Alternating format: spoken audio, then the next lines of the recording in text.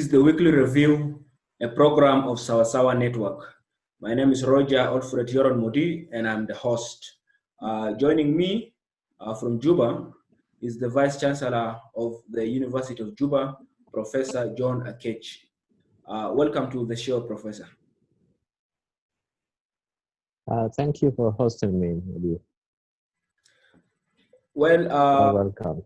We would like to know from you a few things. First is the program announced recently by the University of Juba to start online lessons due to COVID-19. Tell us more about that program. Yes. Now, to take us a little bit back, at the beginning of June, we submitted to the government our proposal to have what we call Plan B, which was going to be a mix face-to-face and also distant home-based learning. And we articulated in that proposal what we need to do exactly to get the students. And what we were proposing under Plan B was that science students and final year students of all the classes and first year students could come to the campus. Then the social science and humanities to actually be home-based, that they would be getting learning material through various ways, from hard copy to downloads, YouTube, to webinar, and all that. This was Plan B. And also we wanted, in order, because of COVID, we were going to not deliver lectures as we do. We are going to spread the students out into small groups, and they were going to be served with the lecture notes in advance in whatever way we will find it. And then we cut the contact time by half, and so that we run through the notes and they go. So it was like kind of blended learning for what we call face-to-face. That was Plan B, but Plan B has not been approved. It's still on the table with a high-level task force on COVID-19. So we came up with Plan C, which doesn't need approval. It means it's not face-to-face. So the university can roll out that plan. And what we came up with was to have a home base. All the students will be based in Juba, but they will not come to the lecture hall, but they will get the material in various ways, whether it is hard copy or if it is electronic copy. We'll devise different ways of doing that so that they can. And then we will develop ways for them to get clarification, maybe seminars or question sessions, which we'll set up so that every instructor will actually have their timetable when they need to have a kind of face-to-face, not face rather, but through online. So that is what we propose to the government, and that's what we are actually announced, and we came up with a calendar, which if you are listener one later on, is actually we put in social media about what exactly the time things will happen, including registration. The other thing that we came up under Plan C was that the diploma students of the School of Business and then the School of Social and Economic Studies, and we also have the School of Community Studies and Rural Development, were supposed to have their exams 2 days before the close down of university because of COVID. So those ones cannot have the face-to-face now. So we came up with alternative assessment. We are going to give them take-home exams on a specific date here, which has been announced, and the scholar will put up the timetable and instruction how students can come and collect the question, and they go home, they do it and return it on a specified time. So and that will carry 40%. The Plan C is for all the students? Yes. And all the students, including postgraduate students. How practical is it? It is practical. It is practical because the way we conceive it, we will do it as it is. The students will be will have access to the lecture notes in advance. I mean, they will get the lecture notes online, basically. And we are developing a portal. Somehow they need to have access to internet, and they don't have to do it. They can go anywhere where there's net, and they can log in, download, print out. And if you can, then we'll devise a way where you can collect a hard copy somewhere within the university for that specific thing. So that's it. Distant education has been delivered before. There are people who are not here, so it's going to be like distant education, home-based. Recently, I saw an announcement. It's been done before. An announcement from the university asking academic staff, lecturers who would be ready to join this online teaching. So far, do you have lecturers that are going to undertake that new system? Of course, it's the same lecturers who were actually giving. Every course here is taught. So whether you are a full-timer or you are a part-time, we are going to ask you to prepare the notes in a way that is and also to provide support material such as YouTube's lectures and tutorials. So that's what we'll be doing. It's something that we never done, but it's doable. It's doable, yes, and we would like to know how prepared is the university in terms of the infrastructure and the technology. How prepared are you to start this initiative? Yes. What we have done is that we made an assessment about what we call readiness. We have identified how many people we know to have a sense about a sample of lectures, the percentage of people who are, familiar with information technologies, and also our own internet capability.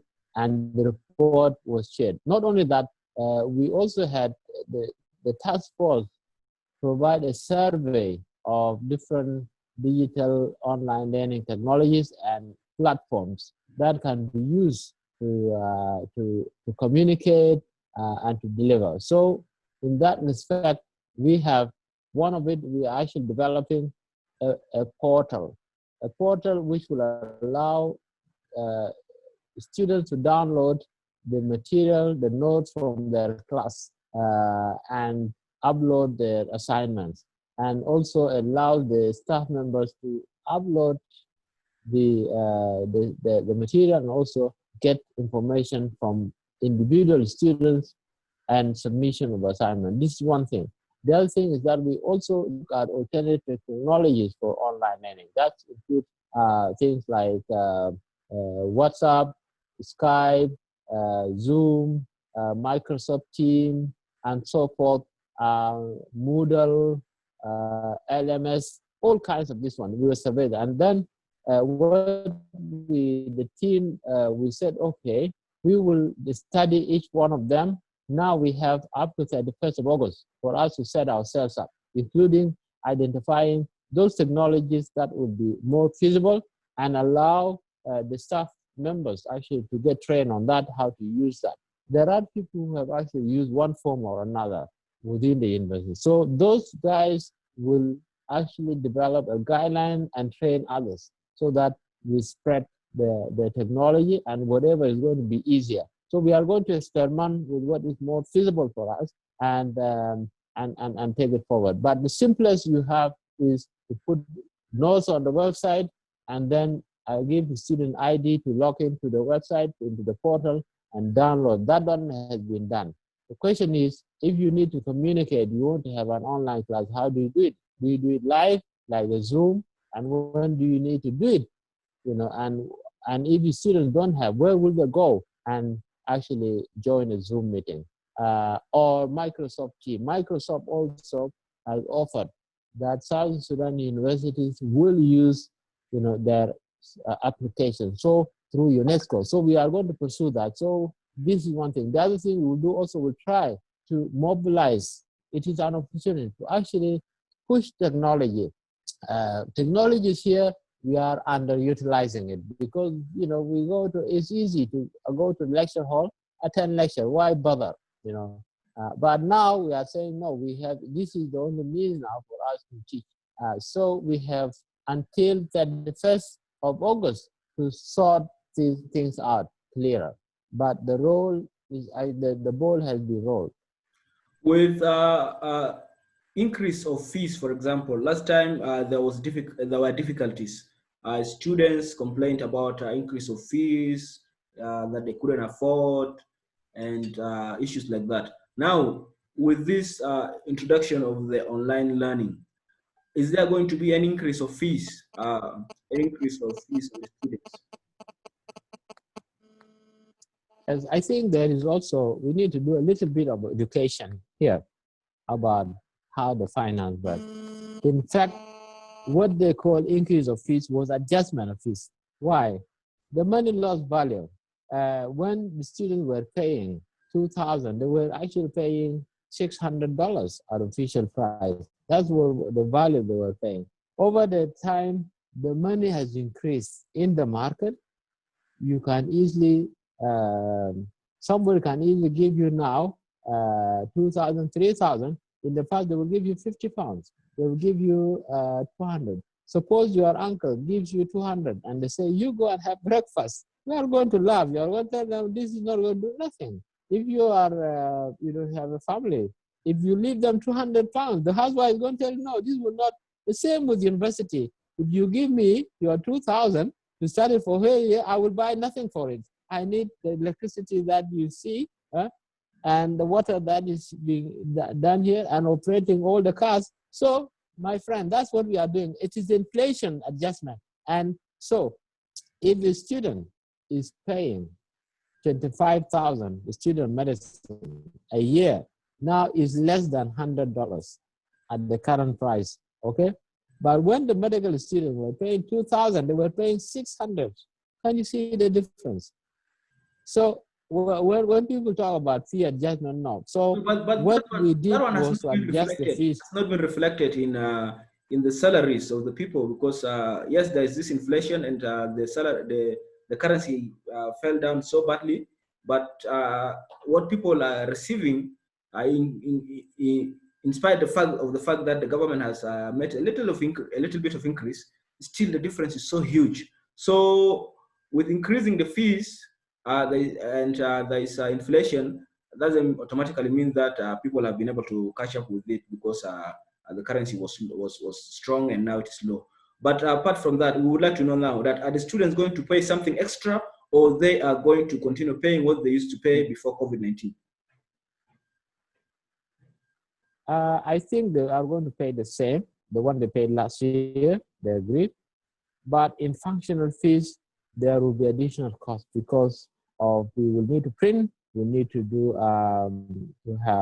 pay more people to actually spend time to pay notes. There will be additional costs. So those additional costs, we have not determined how much, and that will go under the functional fees, not the tuition fees. The tuition fees will remain the same. I also want to correct this argument, which has been advanced, that, you know, universities should not have changed the fees because the salaries. First of all, not everybody is working, okay, with the government. Not everybody is working with government.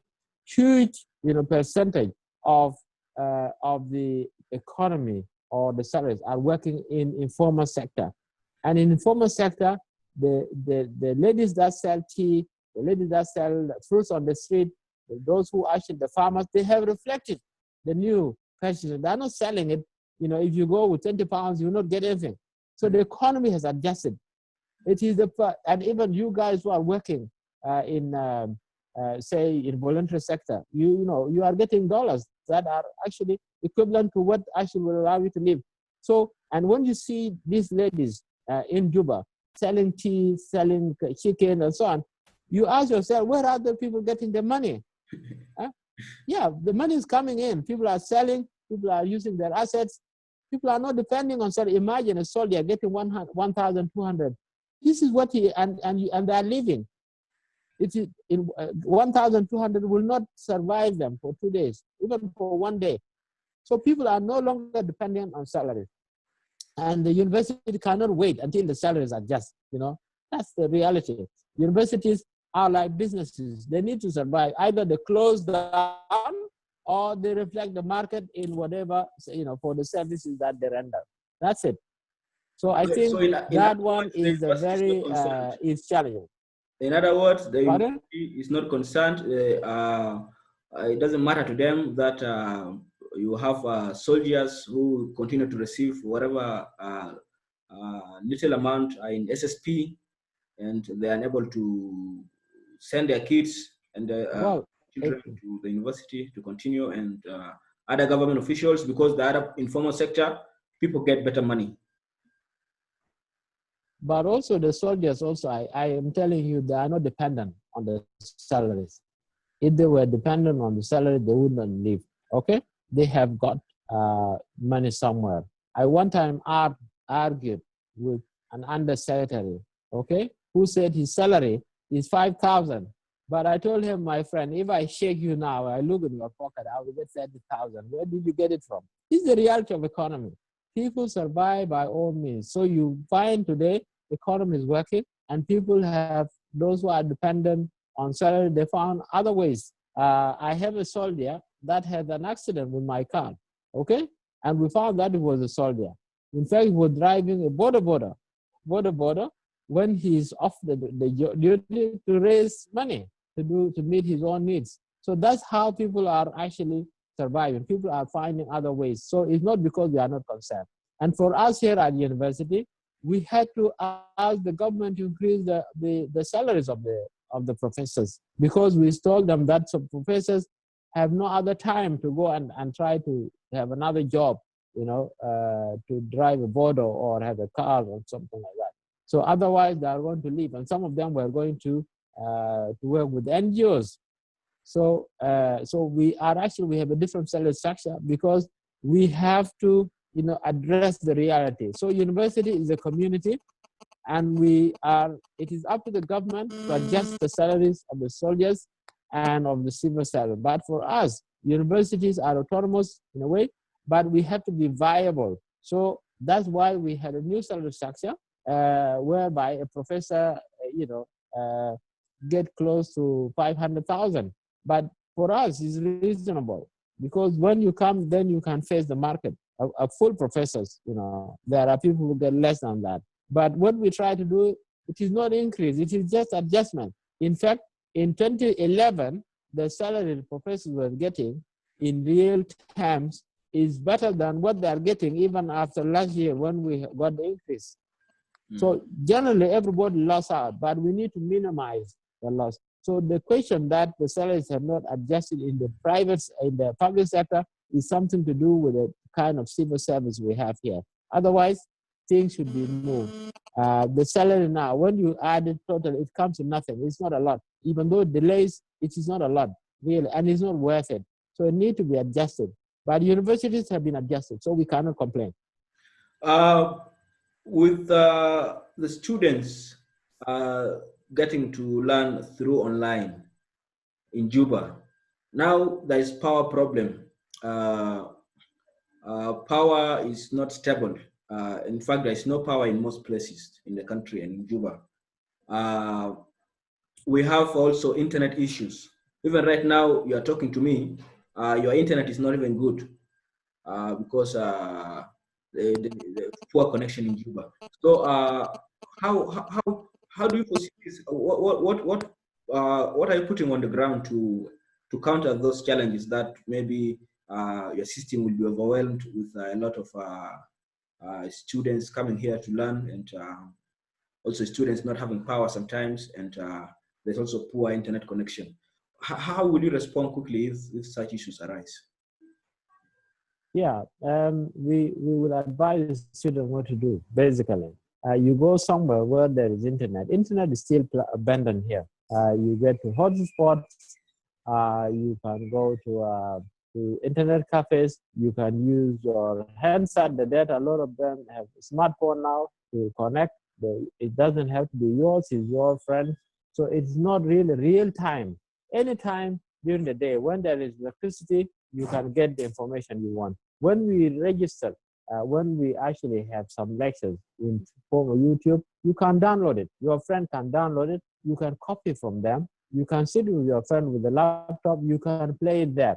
You can also try to get one of your own. So it's going to be varied. What I'm saying is that we have power, computing power now in Juba here is more than what the US has in 1990s. Okay, it's here. You know, we are talking. Yes, it may be slow, but we are talking. And I could have actually delivered a lecture, and my listeners were going to get it. So it's here. It needs to be harnessed more. We were not even now. I was reading a paper from a Harvard professor that universities, even in developed countries, were not pushing the technology to its limit. There is so much power to be gained from, and people can see something that fits into their context.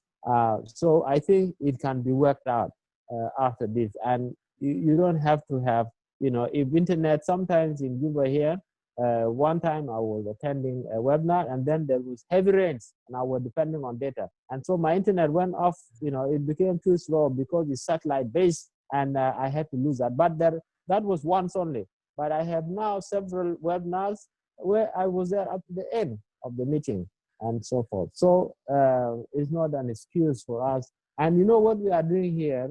We are trying to make good of a very bad situation.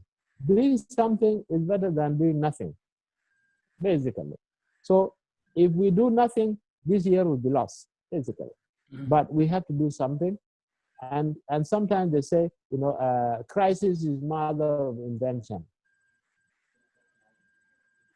Now, you have these additional costs that you say may or shall come with the introduction of this online learning. What is your message to students who cannot afford both the additional cost you are talking about and internet? Because internet is very expensive in South Sudan, in Juba in particular. So what is your short message just to those people who cannot afford this? I think it will be affordable. That's a short message. What we are going to ask is something we know they can say. Excuse me? What we are going to ask them is something we know they can pay. Now, if you ask us, people use public transport. The public transport, you pay a certain amount, which is hello? Yes. Hello, sorry, somebody cut themselves. So public transport people, what we will do will be something that you can afford. The fee they pay now is very, very small. You cannot find it anywhere in the world.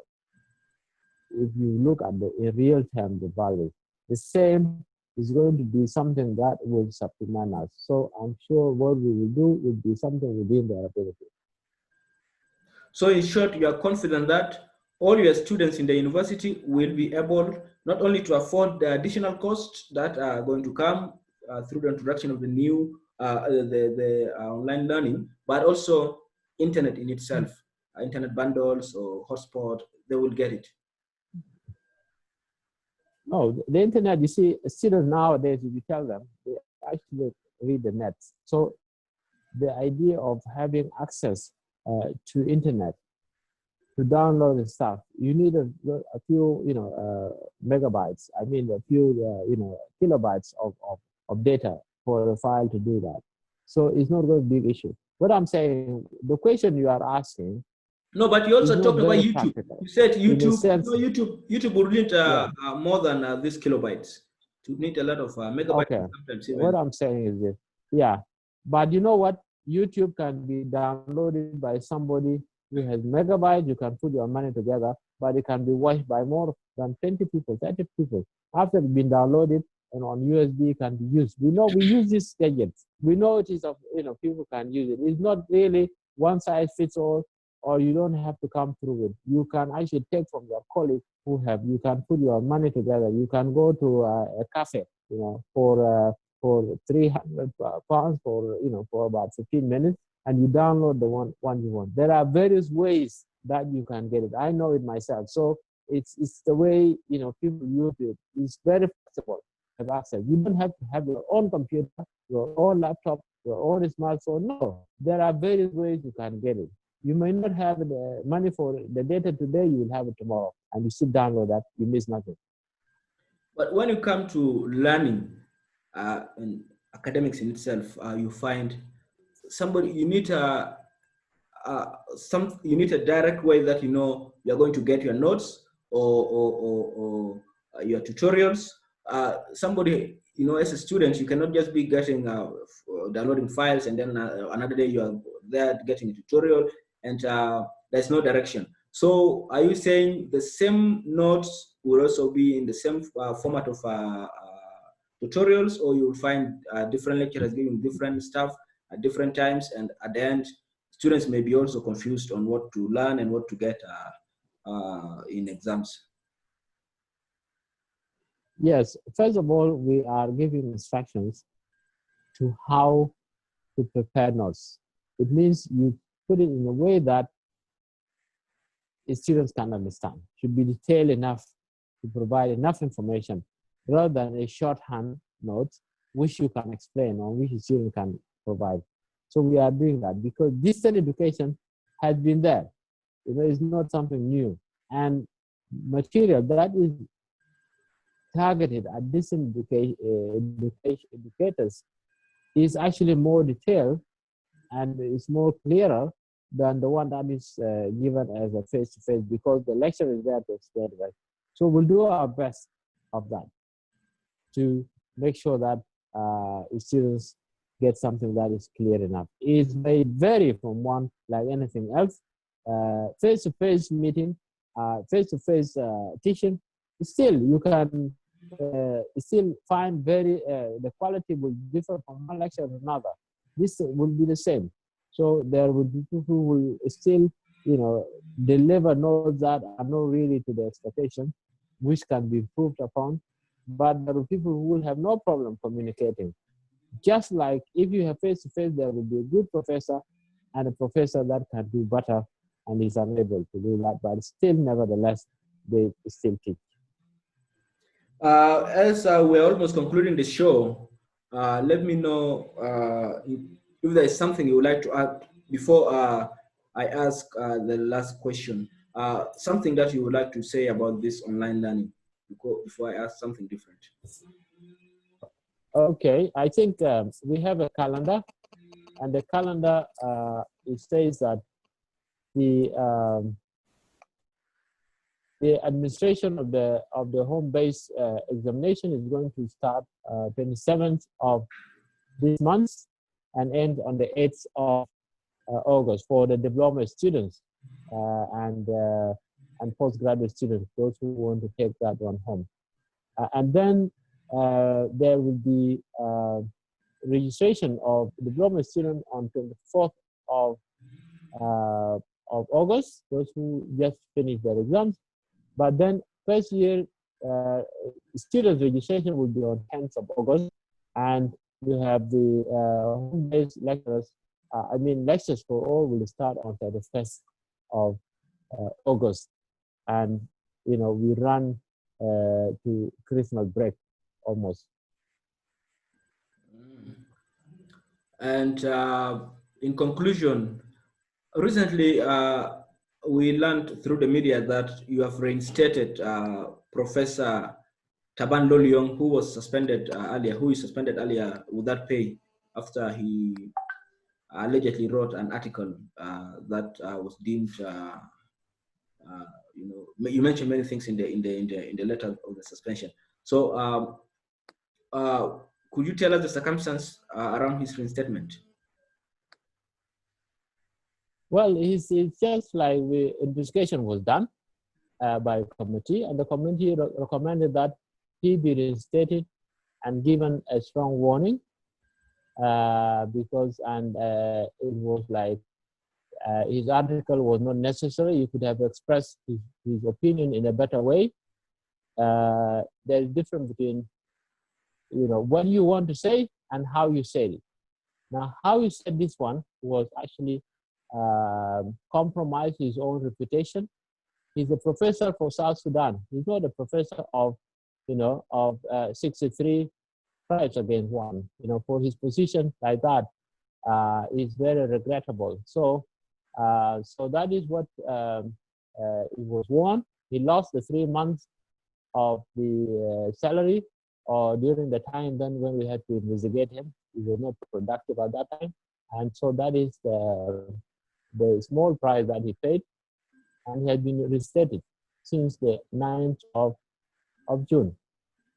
And one more thing I would like to know is, I've read through the South Sudan Higher Education Act 2012, and I could not see anywhere where it mentions that the Vice Chancellor has the power to suspend academic staff or lecturer or professor without pay, suspend or even without pay. I don't know from where did you get the powers to suspend him in the first place? How did you suspend him? What power did you use? You know, there is no institution that actually exists without people have been investigated, suspended. So sometimes even the practice itself becomes a law. So if you come here, there are precedents, a lot of precedents. I remember very well, there is 1992 University, Disciplinary Act under Sudan. That was there. Forming a committee and doing that is there. But for us here, we have not developed anything. But if you come here as a big community, how are you going to manage if everybody can do anything they like? So there are people who will do serious, mistakes. They absent themselves from the work, and even they will take a leave and do not return. They are investigated.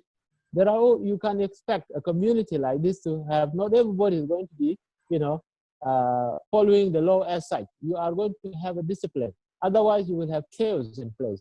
So Vice Chancellor is in power. There are lots of precedents, and the procedures are the same. And people have been dismissed. It's not only that. From the time this university was set up, some prominent lecturers were dismissed by Vice Chancellors. And for one reason or another, there are also a lot of people are dismissed every day. It's not only about the eminent professor, but also by the cleaner, about Yes, the I person, do by agree. the staff. They are all the same. I do agree. Yeah. I do agree that there are precedents and even there are powers even in other countries for vice chancellors to do what you have done. For example, in Kenya, the vice chancellor, according to their act, the Higher Education Act, the Universities Act, you have the vice chancellor is responsible. That is article, that's section 18 of the act, that the vice chancellor is responsible to the university council for general conduct and discipline of the students and staff of the university. So when laws are good when they are followed, and in many countries that is happening. So for us, we feel that even if technically you should have been having the power, at the moment, we don't know where you got the powers from, because the Higher Education Act of South Sudan of 2012 is very shallow, and it has not mentioned those actions that you have taken. It has not given you the powers. So in a broader sense, what I'm saying is that don't you think it's going against the rule of law outside? I don't know if you are a lawyer. I mean, if you have studied law, yes, you will find that. Hello? Anything, I want to say, just let me finish. I'm saying that I have told you there are precedents, and anything with precedent and practice is actually, it takes the force of law. So if there are conventions, people think that people have been doing. So in University of Juba here, there are procedures, which means if something is grievous, the Vice Chancellor has not one. I'm the 12th Vice Chancellor. Every year, people are suspended by the Vice Chancellors, and they are investigated and they are disciplined. So this is a practice that exists. As I'm telling you, going back, University 1992 Act had disciplinary, which is the procedures we are following under Sudan. Now, until this one is repealed, that has been the one guiding university, and this law is there, 1992 Disciplinary Act. So that is there, and University of Juba has a copy of that. But the practice itself has been happening and transmitted, and the procedures are only known, and they are standard. So a practice, let me tell it to you, a practice that is done in order to manage place has the force of law and procedures. Finally, I would insist that presidents are good, they are used, but an act, which is a statute, is more powerful than a president. And what is happening is that, like even the findings you've mentioned, that the professor could have mentioned what he mentioned in a better way, that the article was not necessary, that it compromised his reputation. Those are supposed to be issues that are defined under the Act, so that when the body you form to investigate him do the investigation, they come with something that they have clear boundaries set out, not only by precedent, but also by the Mother Act, which is the Higher Education Act. So operating outside the Act and using precedent is something that I'm asking you. You don't think it is necessary to find a solution for this issue so that the university operates through maybe an improved or much more developed act than what we have currently? Okay. So, yeah. Yeah, the problem we have as a country, we have not been able to actually pass laws. And if I really want to tell you, universities now are operating without their Universities Act. So this is some of the challenges that we are facing. Are you saying that universities should close until University Acts are produced? Because under Sudan, the University Act now is the one that is not even being obeyed, because under Sudan we have Vice-Chancellor and one deputy Vice-Chancellor. Now at the moment we have two deputy Vice-Chancellors. The positions of principals have been changed to registrars. We have academic registrars, and that was the draft, the idea of the draft. So we are actually, some of the things we are doing now have not been implemented into the law, and yet people are appointed into these positions at the moment. So we have either a choice: we wait for the law, or we have to function as a country, so and as institutions. So what is happening? People are improvising. Law is nothing and policy is nothing but common sense and precedent.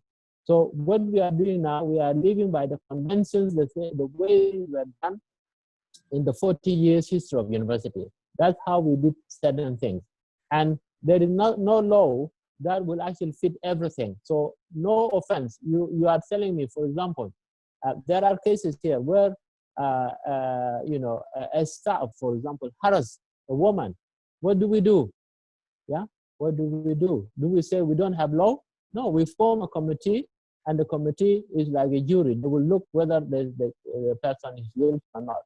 The students, who misbehave is a different thing. For the students, we have regulations for cheating. Out of time, Prof. So in short, you have agreed that there is a need to improve the Higher Education Act or enact a Universities Act, which is separate, and taking into consideration best practices from other countries in higher education and universities as a whole. It is important, and I'm not the policy maker. So, and it's not only the laws, we are not making them only for higher education. Laws are not being made. A lot of gaps, including land laws and property laws and so on, we as a country. In the meantime, we continue to use conventions and our own context to correct any mistakes that we come our way, and personal judgment. Thank you, Professor John Akec, Vice-Chancellor of the University of Juba, for being on our show, the Weekly Review, program of Sawasawa Network. Thank you so much for hosting me. Okay. Thank you.